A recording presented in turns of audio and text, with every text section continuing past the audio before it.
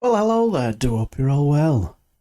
On Sunday night, Nick Abbot decided to have a debate about the Ferrari about Prince Harry and his statement he said in a podcast. And he started off with a conversation with former Royalist correspondent for The Sun, Charles Ray. Now, Nick Abbot is no Royalist by any stretch of the imagination. So, to say it was fruity was an understatement. Right, let's talk about Hazza and Sparkles. Many of you will not have heard what Harry said. You might have read some of his comments, maybe you heard somebody else reading it out, but not heard Harry himself saying them. So here it is. This is the Duke of Sussex speaking to the American actors Dax Shepard and Monica Padman on their podcast Armchair Expert. There's no blame. Yeah. I don't think we should be pointing the finger or blaming anybody, but certainly when it comes to parenting, if I've experienced some form of pain or suffering because of the pain or suffering that perhaps my father or my parents had suffered, I'm going to make sure that I break that cycle so that I don't pass it on, basically. There's a lot of genetic pain and suffering that gets passed on anyway. Yeah, and we, as parents, we should be doing the most that we can to try and say, you know what, that happened to me, I'm going to make sure that doesn't happen to you. Yeah. It's hard to do because some of it's so just It's really hard to do, but for me, it comes down to awareness. Like, Yeah. I never saw it, I never knew about it, and then suddenly I started to piece it all together and go, okay, so this is where he went to school. This is what happened. I know this bit about his life. I also know that's connected to his parents. Yeah. So that means that he's treating me the way that he was treated. Exactly. Which means, how can I change that for my own kids? And, well, here I am. I've now moved my whole family to the US. Well, that wasn't the plan. Do you know what I mean? But Exactly. sometimes you've got to make decisions and put your family first and put your mental health first. Right, well, I don't see anything wrong with that. In fact, he seems to be bending himself in pretzel knots, trying to be as kind and open as he possibly could. That was Prince Harry on the podcast Armchair Expert last week. Joining me now to talk about that, Charles Ray, who is a royal correspondent and a former royal correspondent for The Sun. Hello, Charles. Good evening. What's your take on this story? Well, I think, for a man who decided to desert this country in the way that he did because he wanted to be a private person. Desert's a bit strong, isn't it? He just left. Well, he did leave, but I think he's deserted the country, and I think he's deserted his duty to the royal family. To be perfectly honest, it's all very well him saying, "I don't want to be a member of the royal family anymore. I just want to live a private life and raise my family." Nothing wrong with raising your family, but then don't keep on going on various programs, radio, television, and writing in magazines about the terrible life you had of privilege, and keep on moaning about various members of the royal family. Well, he wasn't. To be fair, though. Well, hang on a minute. To be fair, though, he wasn't complaining about his life of privilege. What he was doing was highlighting the lack of parenting that he had. I mean, we know about all this. It's not news. His father. No, it's not news, but his father was a pretty poor. Well, he was an absent parent. We know that, and we know that Prince Charles described his parents as being absent. So it's not news, is it? Because we're talking about it, it clearly is news, Nick. No, I mean, yes, it's not new information that we're hearing. No, it's not new. It's not new information. But you don't start criticising, your father in this fashion. And that's a father who has funded, Prince Harry for a great many years for a start off, and he has done his best he could. Really? Really, though? Hang on a minute, Nick. Let me finish. As he has done the best he could after the tragedy of Princess Diana with both boys. And things were going along very, very well. I mean, everybody was saying how wonderful the two boys were together. And then, things have just gone, all right. But you say, terribly sad. But we don't know whether they were going well or not. Apparently they weren't. I mean, he surely is best placed to tell us whether things were going well or not. I mean, if he says that they weren't, then who are we to say, looking into this gilded, preposterous life that they have, to think that, because they've got a lot of money, then everything must have been all right? No, Nick. I spent a lot of time with both Prince Charles and the boys at various events on private trips and everything else. And they were very happy together. They were a normal, happy father with his sons enjoying themselves. Well, they were on show, though, weren't they? I mean, they were on stage. Of course they were presenting a picture of happiness. Yeah, but that's part and parcel of being a member of the royal family. They were supposed to be, both Harry and Meghan, a part of the slimmed down royal family. And then he decided that he didn't want to do it anymore. Well, no, what you mean is they had their future planned for them, and they thought, well, actually, that's not how we want to lead our lives. Why should they be any different to any other person on earth who doesn't want to do what their parents tell them for the rest of their lives? I'm not disagreeing with the fact that he decided he wanted to give it up. That's absolutely fine by him. He wanted to go to California and live there with his wife and their £11 million mansion and everything. That's absolutely fine. It's funny how the press always pinpoint. He went to this rich enclave in California and is living in an £11 million house. He used to live in a £1 billion palace. It's a bit of a come down. It's not a bit of a come down. He is gone over there. The point of him leaving the country, if you don't like the word deserting, I don't. The point of him leaving the country is he wanted to lead a private life and just raise his family. That's not the case. Life. Well, he didn't. I don't think he ever said he wanted to lead a private life. He just wanted to get out of this viperous nest that surrounds the royal family in this country. Do you really think that if he had gone to California and not done any interviews, not done Oprah or anything like that, that the British press would have left him alone? They'd be camped out in trees. Well, they would have been. They're not camped. The British. No. You can't. Let's talk about facts. The British press are not camped outside his home. They are not. That's a fact. There are some photographers who are trying to do it. They are Americans who are trying to sell pictures. There is not one British newspaper that has published one of those pictures.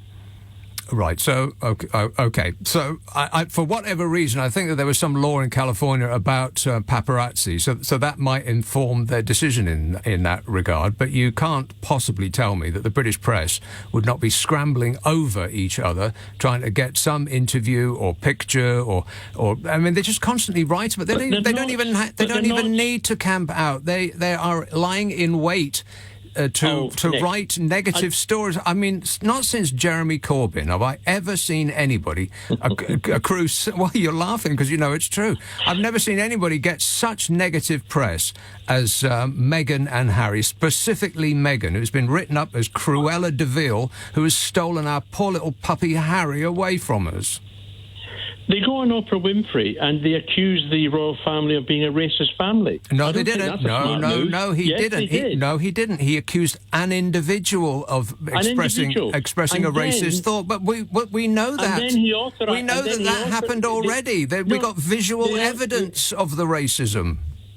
What visual evidence are we talking about now? Sorry. Well, the very first time that, unless it was a stunning coincidence, the very first time that Meghan shows up for dinner, Princess shows up with the Michael of Kent, yes, with the Blackamoor brooch. She must have thousands of brooches to choose from, but she just accidentally picked that one.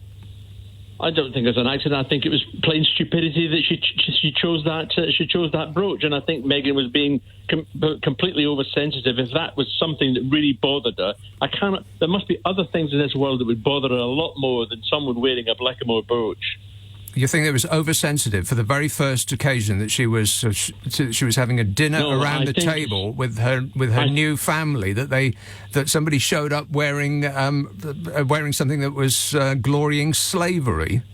I think it's more a stupidity on the part of Princess Michael of Kent. But do you think it was she wore that brooch? Okay, but do you think that it could possibly be filed under the category racist?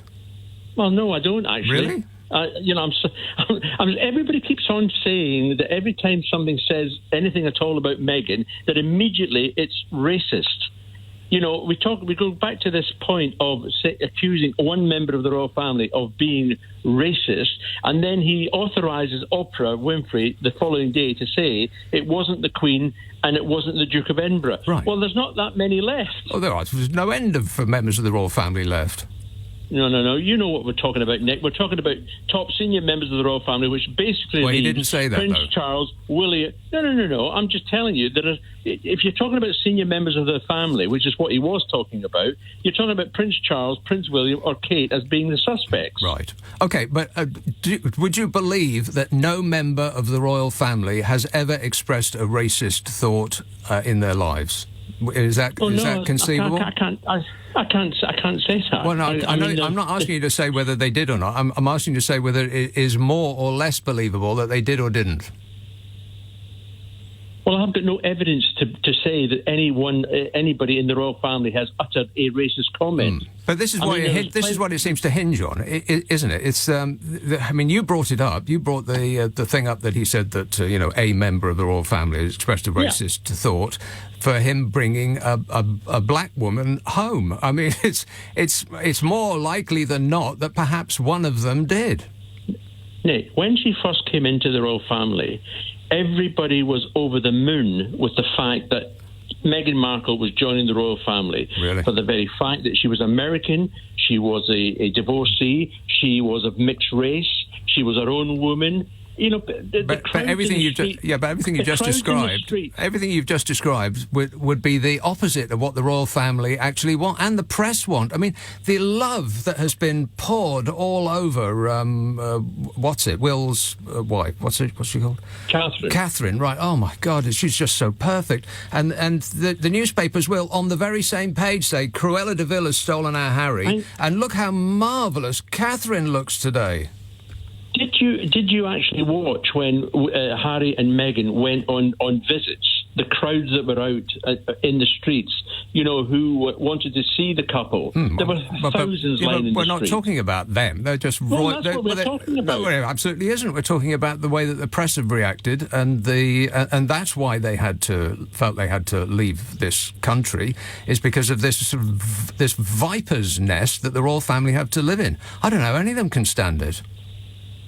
Well, I'm sorry, I disagree with you entirely, because I can tell you that the press were over the moon with the arrival of Meghan into the royal family, and they gave it everything that they could possibly give it. You look at the positive press that they had when they were together throughout their engagement and in the early days.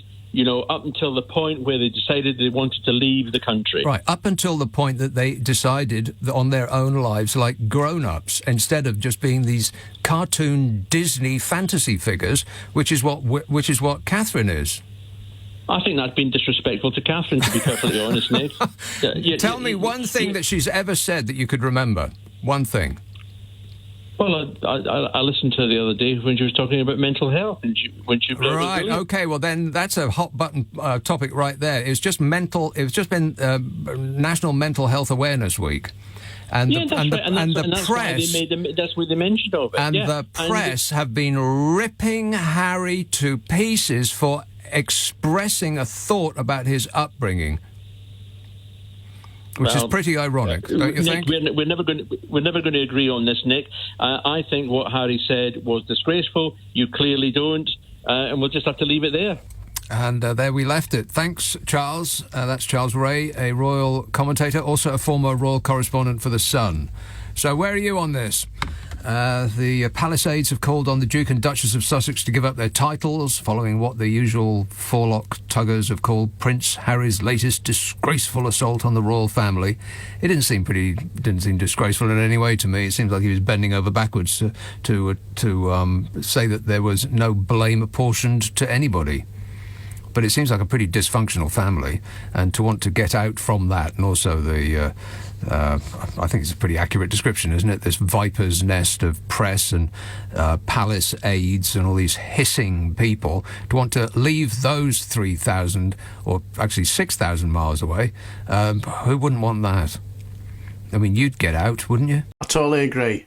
Anybody would want to get out of that. Thing is with Charles Ray. Well, I suppose you can take the boy out of the Sun newspaper, but you can't take the Sun newspaper out of the boy, I suppose. He's deserted his country. I've never heard out so ridiculous in all my life. What an idiot. Oh yeah, fair enough with the statement. He said, you might not agree with it. But at the end of the day, that's his life lived, isn't it, I suppose? And with it being Mental Health Awareness Week, That's his lived experience, I suppose.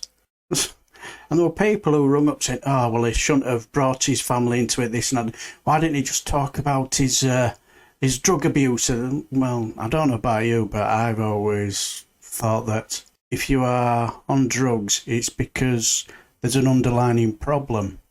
You don't suddenly decide, "Oh, I'm going to take drugs just for the sheer hell of it, so then I can have mental health issues." There were even one guy who properly lost his marbles, just basically disrespecting his tours of duty. Were it 2 or 3, something like that? He did 2 or 3 tours of duty. Now, I've heard people who served with him who got nothing but the utmost respect for him. I remember hearing a tale from one guy who, when he was walking down a hallway, Harry came in the opposite direction. As he opened the door, he kept the door open for this soldier. And you imagine he'll have been thinking, that man's a member of royalty and he's held the door open for me. But for him to absolutely, totally think that what Princess Michael of Kent did was just nothing short of stupidity. I think you're basically looking through what they call them, royalty sprinkled spectacles, I suppose. There's been a lot of thought, the process, that this has been a long-range plan to get rid of her because she's not of our class. But the slight problem is, I don't think they banked on him going with her. I must admit, with what he said, I didn't see anything wrong with it. I just saw a guy being honest. And I always think when it comes to mental health awareness, I think that's one of the things you really do need to have. Honesty. And sometimes I think truth hurts, doesn't it, sometimes? But I just get the feeling that's his life lived. And there was one caller where she just hit the nail on the head. She said, imagine that poor kid at that age having to walk past your mother's coffin in full view of the public. And she also said, can you also imagine every time you see your grandmother, you have to curtsy while walking backwards all the way back out the room? I end a damn no royalist myself, but I wasn't really taking much interest in this subject until this conversation came up, and I thought, man, he was absolutely off the scale nuts. I looked at one or two of his articles and some of his stuff talking about, I think one of his headlines for one of his recent articles were, a rare sunshine landed on Princess Diana's coffin. You just think, you're off the scale nuts, aren't you? And as soon as he mentioned the word, he's deserted his country. Yes, absolutely off the scale. Bonkers is the guy. But in the end up, I thought Nick handled him pretty well. He's had one or two of these. I think the best one I ever saw him do was when he was talking to some UKIP nut job who lost his marbles when Sadiq Khan used the London Eye to have fireworks doing the colour of the European Union flag. That was just hilariously funny. Hearing this gammon down the phone absolutely lose his shit. But anyway, what do you guys think? So I'll leave the video here, and until the next time, take care.